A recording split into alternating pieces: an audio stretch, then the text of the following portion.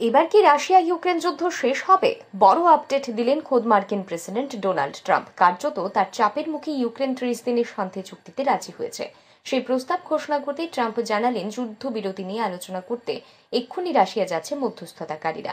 ক্ষমতায় আসার পরই ট্রাম্প বারবার বলেছিলেন তিনি রাশিয়া ইউক্রেনের যুদ্ধে মধ্যস্থতাকারীর কাজ করতে পারেন। যুদ্ধ বন্ধ করতে নানা প্রচেষ্টা হুঁশিয়ারি দিয়েছেন। এবার ইউক্রেন সুর নরম করতেই অতি তৎপর ট্রাম্প প্রশাসন। কিয়েভ 30 দিনের শান্তি চুক্তির প্রস্তাব দিতেই মার্কিন প্রেসিডেন্ট মস্কোয় মধ্যস্থতাকারী দল পাঠাচ্ছেন। যদিও এই দলে কারা রয়েছেন সে সম্পর্কে কিছুই জানাননি তিনি। আয়ারল্যান্ডের প্রধানমন্ত্রীর সঙ্গে বৈঠকের ফাঁকেই ট্রাম্প বলেন, এখনই রাশিয়ায় যাচ্ছে, আশা করছি রাশিয়াও যুদ্ধবিরতিতে রাজি হবে। যদি আমরা রাজি করাতে পারি তবে এই রক্ত স্নান 80% বন্ধ হয়ে যাবে। ভাইস প্রেসিডেন্ট জেডি ভান্স বলেন, ফোনে কথা হচ্ছে, আমাদের প্রতিনিধিদের সঙ্গে আগামী কয়েকদিনেই মুখোমুখি কথা হবে।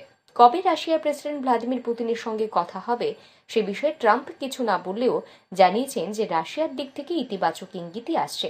এবার পুরোটাই মস্কোর উপরে নির্ভর করছে। তিনি সাফ বলেন, আমি এমন কিছু করতে পারি যা রাশিয়ার জন্য আর্থিকভাবে খুব খারাপ হবে।